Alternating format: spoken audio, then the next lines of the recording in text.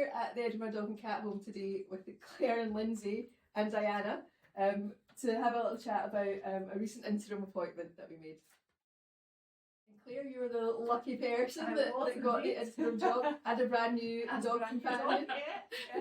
So tell us a little bit about why you were looking for an interim position. Yeah, so I had taken a little bit of a career break after 21 years in sport. Yep. Took a bit of a career break and was having a look at what I really wanted to do, and wasn't sure whether I wanted to stay in sport or what I wanted, where it was I wanted to be, and this role came up and it just tugged at the heartstrings, as they say. It needed to be something that I was passionate about and could also use some of my existing skills. Yeah, and I think sometimes when people are looking at changing sectors or changing something about their jobs, an interim role's a really good way of kind of testing the water, I guess, isn't it? To find out if it's what you thought it would be or not. Yeah, I think for me, absolutely. I wasn't, I didn't know where I wanted to be, but something that, made you want to get out of bed in the morning, and a charity and a brand that's as good as the Edinburgh Dog and Cat Home was just a fantastic opportunity for me and right up my street. So yeah. I imagine Diana gets you out your bed in the morning. She does. She absolutely does. First thing in the morning. So how long did it take you to actually adopt her? About 6 weeks. Right, heartbreaking. Yeah. Yes, I think it'd be difficult to come and work here and not end up leaving with a dog or a cat at some point. So for you then, Lindsay, in terms of making sure that gap you knew was coming up was filled, it's not like you were expecting to have it, or maybe it kind of came up a little bit out of the blue. How's it kind of worked out for you, or the process of going through that? How's it been? Yeah, I mean, I think it would be dishonest for me to say that it wasn't a bit of a moment of panic, of particularly wanting to take care of the people and make sure that people weren't affected by what that change would look like, and was being so busy here at the home that I wanted to keep that continuity and that energy going in the leadership team and for the direct reports. But actually, by working with an interim service, that allowed for me then to sit back and go, what do I want? What do I need? You and I had great conversations about what actually was I needing to do for the next year? What was I looking to do? That wasn't about necessarily someone who had that sector experience, but you being able to share, well, what kind of people come into interim service who might be looking for those kind of jobs, really helped me to narrow that down. And it meant that I could also then deliver on what was the people specification, what was the type of person, what were the leadership principles I was looking for. And that helped to make it a much quicker and cleaner recruitment, I think, because we had those conversations and we were able to work out what did the home need, what did the team need. Yeah, and I think I think it shows a real kind of genuine caring and understanding that you had that, obviously someone's going through a kind of terrible illness, but at the same time, you're looking after them and looking after the person that comes in with a year's contract, which you probably didn't have to do. I think that says quite a lot about the organisation in general, and it just speaks volumes to people, probably to you, Claire, as well, to think, it'd be a nice place to work before you've even met anyone. Yeah, absolutely did. And I think Lindsay did a very short video just talking about the home and why it was available, why the role had become available. And hello. And it definitely told me a lot about the culture, and not only was it a good cause and something close to my own heart to come to, but also was the culture and the people. I hadn't realised until I had taken that career break that was so important to me. And I think Debbie, you and I's first conversation was around what skills do I bring to it, and I think the people side of it was what I hope I brought to it. But I think you were very clear of what you guys were looking for. Yeah, I think that's always important with interim appointments. Sometimes they come up, it's kind of something that we can't plan for.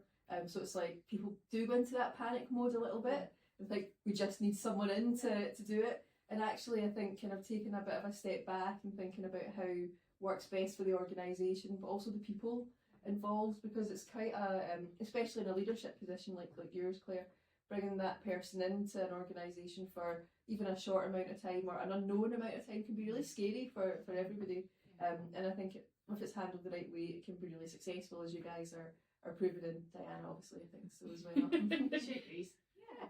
And Claire, I guess maybe just one final point from you about the process of moving from that permanent job and taking a bit of a, because it's a very different mindset, and you've been there for such a long time, you know, and it was such a great job itself, but it was so different. How's that been for you? Just kind of, have you had to adjust at all, or does it feel okay? It feels okay. I think I was lucky because I could take that little break and I had that, you know, moment of separation between the two. But it's quite a daunting task to come out of something that is very permanent. You know what you're doing, to go into a sector that's very different. But I think the work that had gone in before between you both and the team, it speaks volumes for the people that are here in the culture that you guys are trying to create. Yeah, it sounds like you're both pretty happy. What, 5 months in, I think now? Yeah. And it all looks like it's going well. Yeah, just as a power of good interim search, really, actually, I think that would be really hard to find Claire in any other medium, you know, especially of having those conversations on both sides and being able to agree what is it that person who's coming in needs and what does the organisation needs. And I think that having someone like Aspenville and you, Debbie, to help with that has been a really critical part of making that work. So there's really clear expectations, but also I think that we've really worked in a collaborative way of you coming in and having really honest conversations and worked that, I think, to make that happen. And I think that's one of the bits you have to get right, I think, with the interim is, well, there is an interim contract, it's to act and to work as if that person who's coming in is very much built into the fabric of what the organisation is trying to do. I think that little people like Diana help with that, but the truth is, no matter what your cause is, it's making sure that person feels that they're part of delivering the impacts and the outcomes that you're trying to achieve, no matter the cost, no matter the issue. Yeah, because I think with interim, you don't have 3 months to get up to speed. You know, it's not a case of, well, I'll take my time and get to know everyone and kind of cement myself. It's kind of, you know, you start on Monday and actually by Tuesday you need to get up and going, which is easier said than done sometimes. And how was that process? Did that all work quite smoothly? Yeah, it did actually. I think it's still ongoing, but yeah, it has. It's been a brilliant challenge actually. I think I was definitely ready for that challenge, and I think the guys here and yourself, Debbie, just in terms of preparing me for all of that, I think were great, and I think testament to you guys of how quickly I could get up to speed and just breaking it down into bite-sized chunks of what do I need to know. I don't need to know everything about the organisation, but there's key highlights and key focus points and key deliverables that are critical to knowing from the outset, rather than trying to, maybe in a more permanent role, try to wrap your head around everything. You're not doing the same thing, and I think that's the biggest mindset shift for me. Yeah, it's not always easy either. I think Diana's obviously really happy you got the job. And would you both, in, just to kind of wrap it up, would you recommend an interim service, you know, you as to other chief execs who are maybe having similar issues, and you as someone looking to kind of move into a different style of role? Yeah, I think it's not a service I've ever had to go through before, and it was my first time.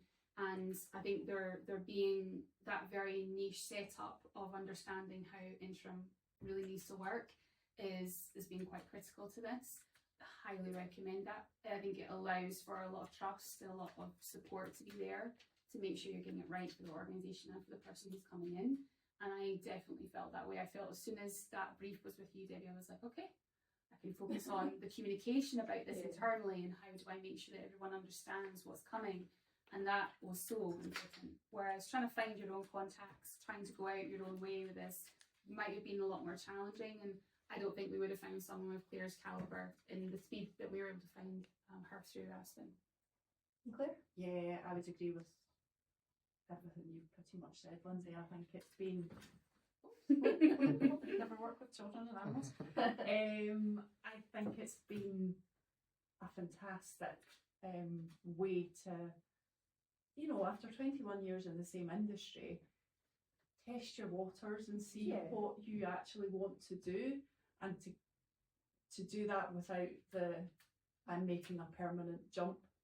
So yeah, absolutely, I would recommend it to everybody who has the chance And to to do be it. fair to you, it's reinforced all the things you're really great at. So I think it's actually been a lovely reflection for Claire to be able to show she's brought all those skills. That's it, Diana. Off you go. Stay with me. That Claire's brought all those skills not only from 21 years in one sector, but actually so many of those things are transferable, and actually that transfer to animal welfare hasn't been as challenging as I think you maybe thought it might.